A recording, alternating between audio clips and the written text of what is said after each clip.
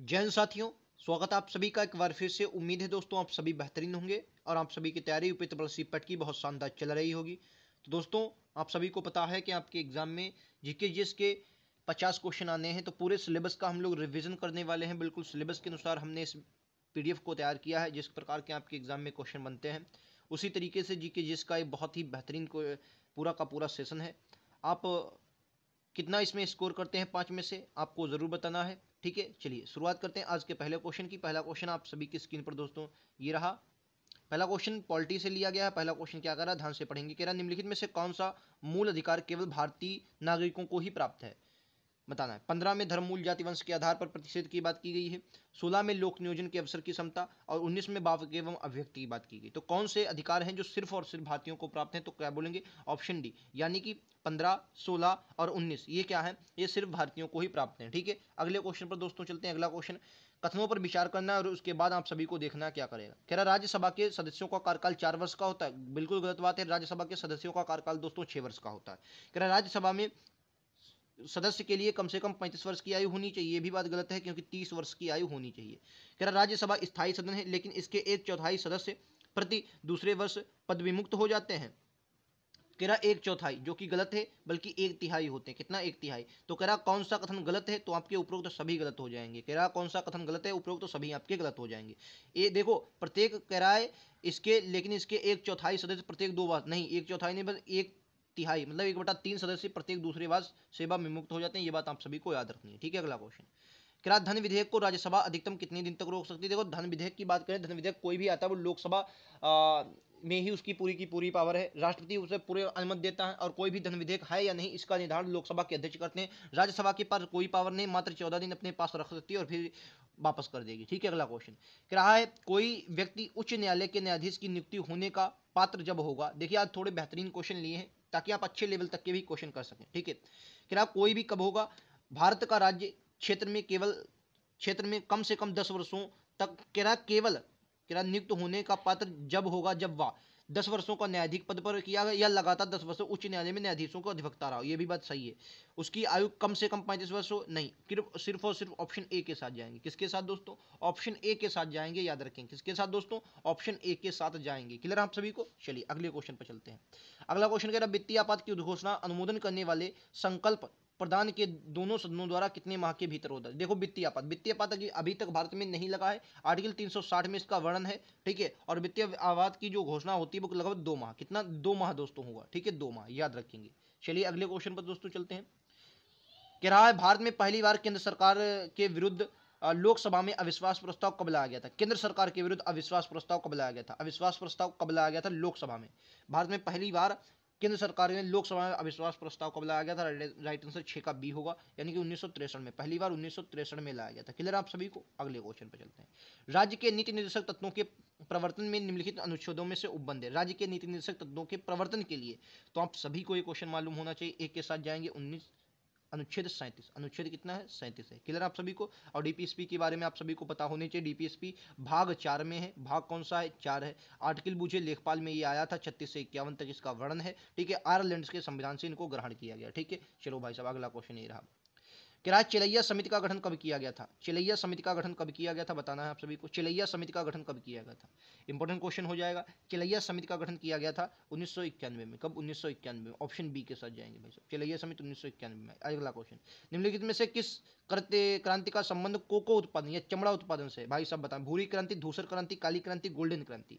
बिल्कुल सही, 9 के राइट आंसर ए होगा, भूरी क्रांति से संबंधित। किससे दोस्तों, ऑप्शन नंबर ए, भूरी क्रांति से संबंधित। किससे, भूरी क्रांति से संबंधित। अगला क्वेश्चन करा एक धन जो आसानी से विदेश से आता है लेकिन आसानी से चला जाता है, इसे कह रहा है एक धन जो आसानी से विदेश से आता है लेकिन आसानी से विदेश चला जाता है, इसे इस प्रकार से जाना जाता है। मतलब अच्छा, आसानी से आए और आसानी से चला जाए, इसे किस, मतलब कौन सी मनी के रूप में जानते हैं, तो क्या बोलेंगे, इसे हॉट मनी कहते हैं। क्या बोलेंगे, इसे हॉट मनी कहा जाता है। डी के साथ जाएंगे। किसे दोस्तों, इसे हॉट मनी कहा जाता है। अगला क्वेश्चन कह उचित गन्ने के उचित और पारिश्रमिक मूल्य, EFRP। देखिए, जो फसलें होती हैं 23 फसलों की, सॉरी एमएसपी जारी कर दी, कितनी 23 फसलों की, 23 फसलों की क्या जारी की जाती है, एमएसपी जारी की जाती है। एमएसपी क्या होती है, मिनिमम सपोर्ट प्राइस, ठीक है। अच्छा, इसमें क्या होता है, इसमें से 23 में से एक फसल जो होती है गन्ना, इसका एफआरपी जारी किया जाता है, ठीक है। और ये जारी कौन करता है, तो क्या बोलेंगे, आर्थिक मामलों के कैबिनेट समिति। आर्थिक जो एफआरपी होती है वो आर्थिक मामलों की कैबिनेट समिति, मतलब इसकी क्या करती है, कहने का मतलब है जो एफआरपी होती है वो आर्थिक मामलों की कैबिनेट समिति होती है। और बाकी अगर एमएसपी पूछी है तो क्या बोलेंगे, कृषि और कीमत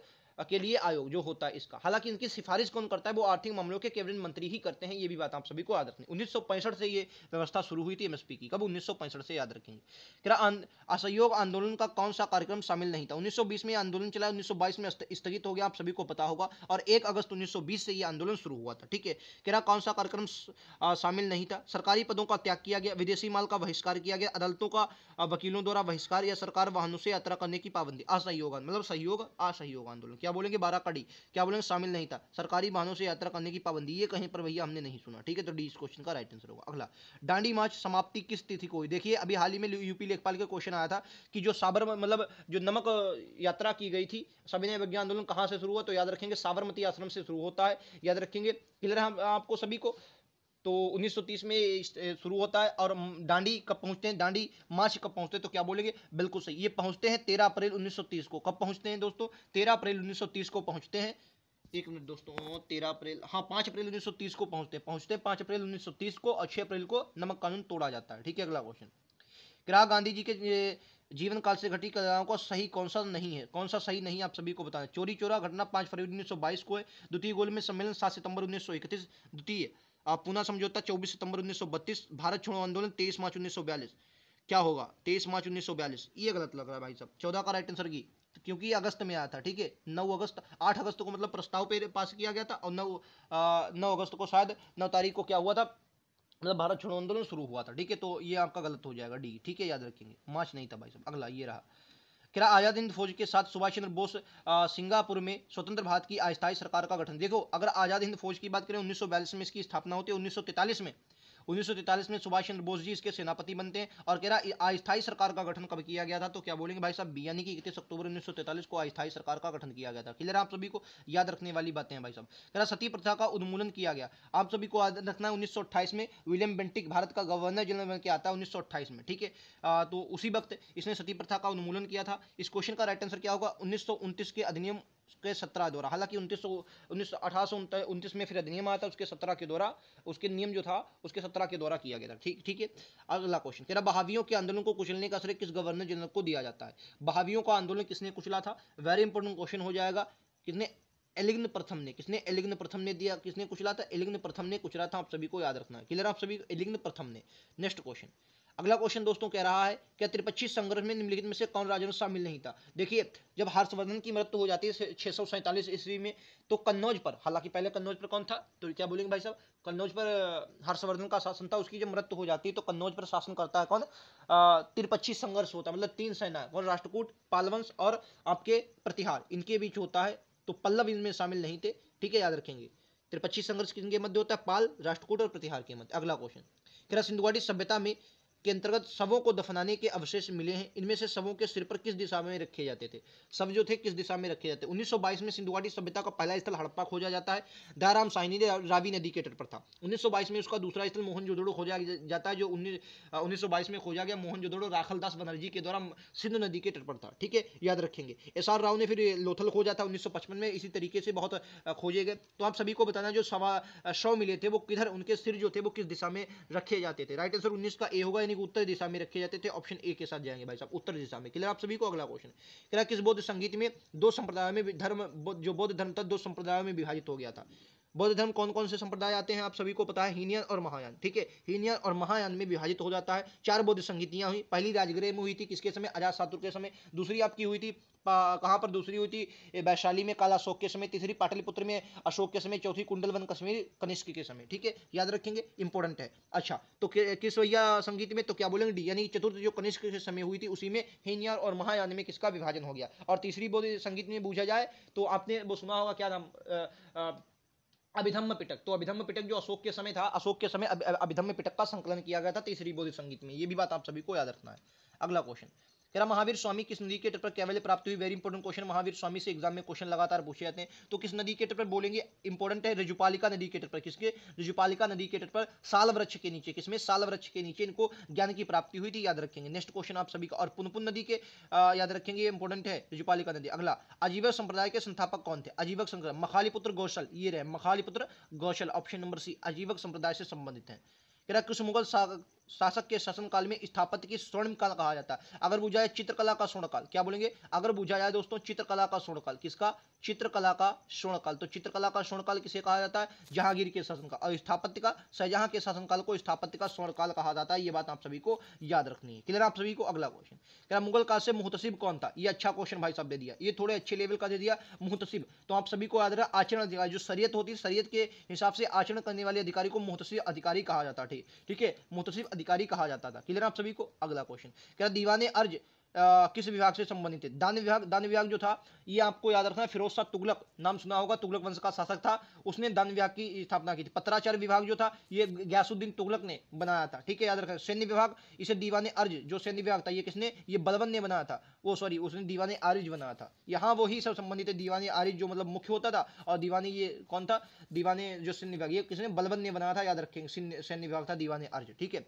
अगला क्वेश्चन कह रहा है वसावन और दशवंत किस शासक के दरबारी चित्रकार थे, वेरी इंपॉर्टेंट क्वेश्चन है। वसावन और दशवंत किसके थे, तो क्या बोलेंगे भाई साहब, बिल्कुल सही, अकबर के थे। दशावन और वसावन और दशावंत, राइट आंसर बी के साथ जाएंगे। अगला क्वेश्चन ये रहा, कह रहा परमाणु गृह दिए गए, राज्य दिए गए, कह रहा कौन सा सुमेलित नहीं, आप सभी को बताना। नरोरा उत्तर प्रदेश दिया गया, कुडनकुलम कर्नाटक है, काकरापारा गुजरात है, तारापुर महाराष्ट्र है। काकरापारा गुजरात,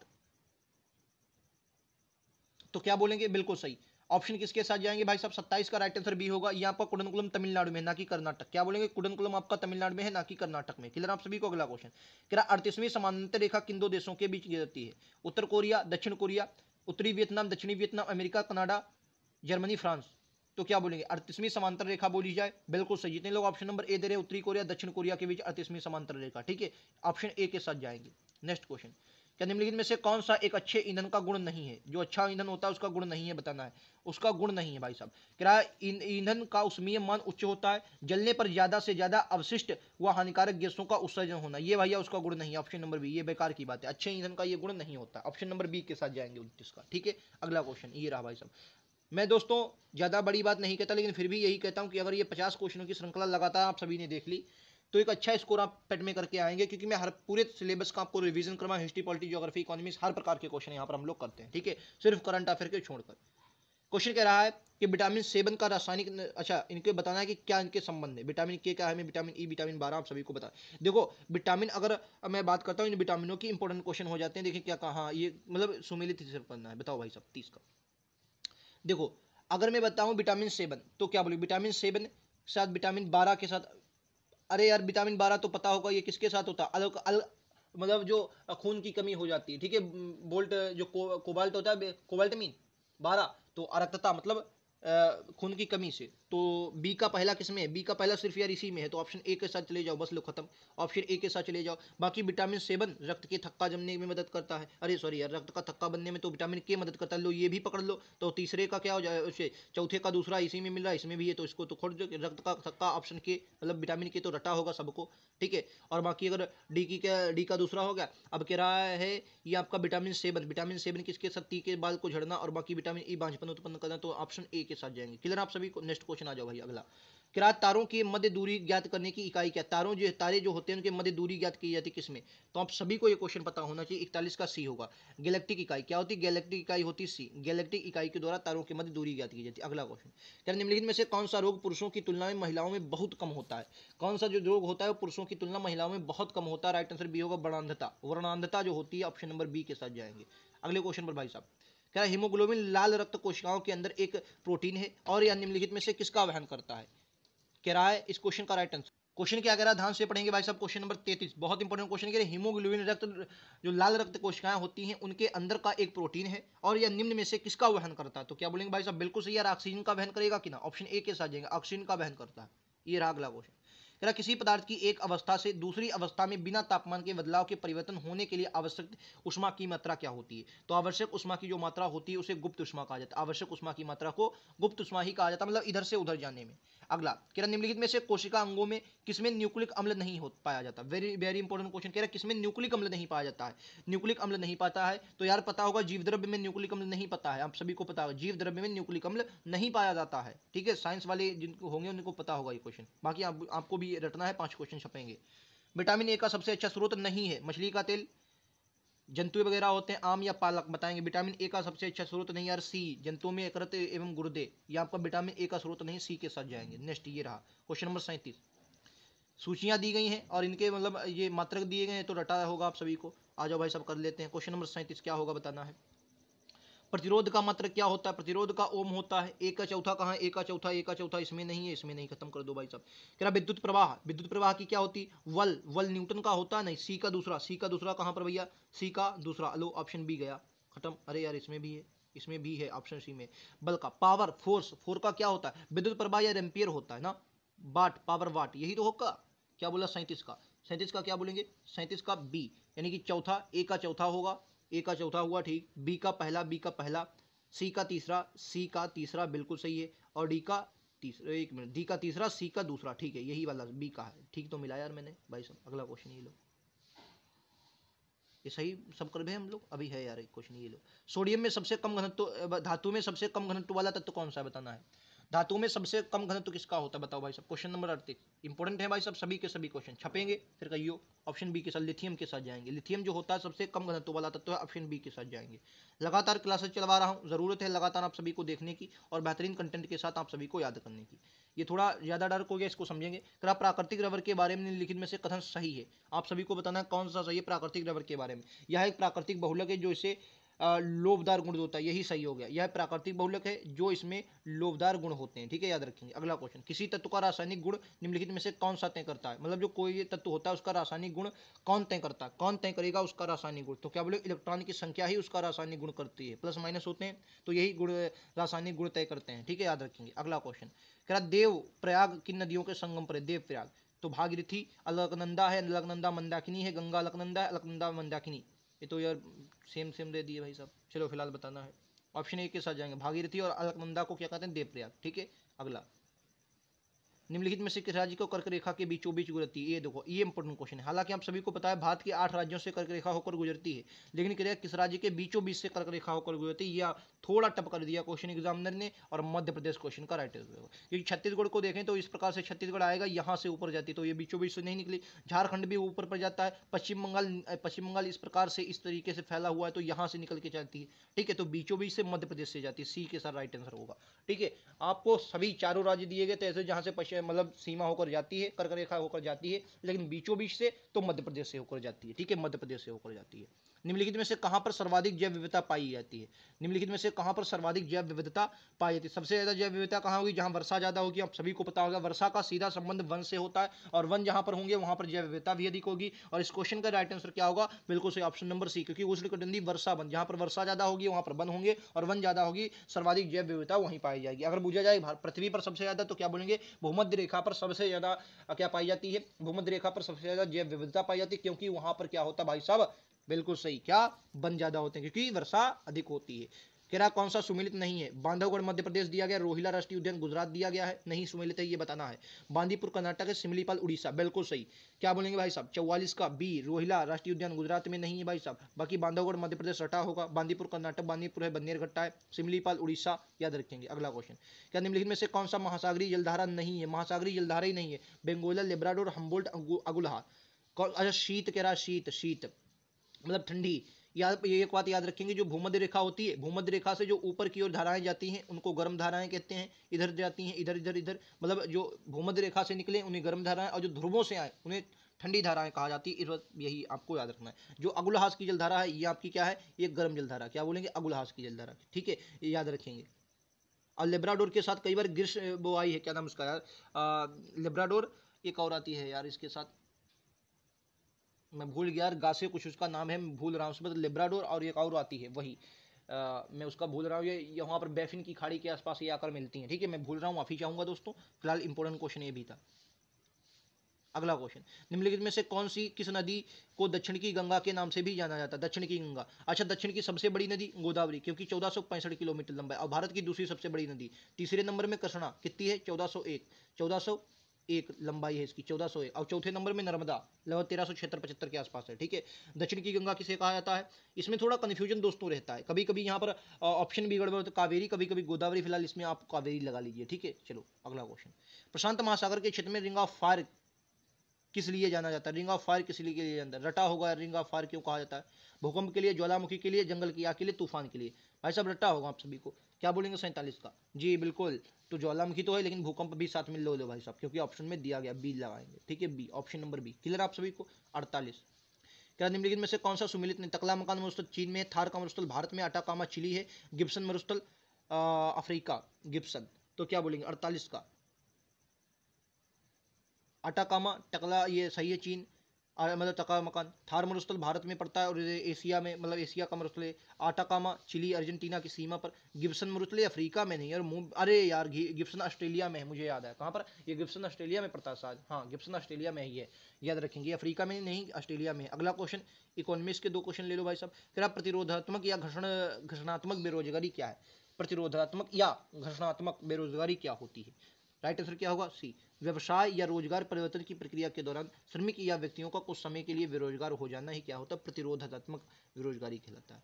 एमएसपी के बारे में कथनों पर विचार कीजिए। अभी बताया था एमएसपी 1900 मतलब 23 फसलों की जारी होती है, एक फसलों इनमें से गन्ना होती है, इसकी एफआरपी जारी हो जाती है। साथ ही 1965 से कृषि मूल्य आयोग की स्थापना होती है, तभी से इसकी शुरुआत होती है। क्वेश्चन कह रहा है कि न्यूनतम समर्थन मूल्य न्यूनतम समर्थन मूल्य में केंद्रीय समिति द्वारा, हाँ न्यूनतम न्यूनतम समर्थन मूल्य मतलब एमएसपी जो होती है, आर्थिक मामलों की मंत्रिमंडलीय समिति द्वारा प्रस्तावित की जाती है। बिल्कुल सही बात है। न्यूनतम समर्थन मूल्य कृषि लागत और मूल्य आयोग द्वारा अनुमोदित की जाती है। बिल्कुल सही बात है, दोनों इसकी सही है। राइट आंसर सी होगा। 50 में से स्कोर कितना रहा? सटाक से भैया छाप देंगे और फिर से कराओ, लग जाओ, टाइम है। जितना करवा रहा हूँ एक एक पॉइंट करते जाएं। ठीक है, जो क्वेश्चन ना हो लिख लो, रट लो। ठीक है, बेहतरीन क्वेश्चन है, सभी के सभी एग्जाम में छपने वाले। अब एग्जाम में ऐसे क्वेश्चन देखने को मिलेंगे, तो गलत तो भैया नहीं करेंगे। ठीक है, 50 में से स्कोर क्या रहा है जरूर बताएं। बाकी क्लास कैसी लगी कमेंट बॉक्स में बताएं। लगातार ऐसे क्लास आप सभी को दी जा रही ताकि आप एक अच्छा स्कोर कर सकें। बाकी मिलते हैं अगले वीडियो में। वीडियो पसंद आया हो तो लाइक से सब्सक्राइब जरूर करें। आने वाला नोटिफिकेशन अपडेट के लिए बेल आइकन दबा लें। ठीक है दोस्तों, धन्यवाद। जय हिंद, जय भारत।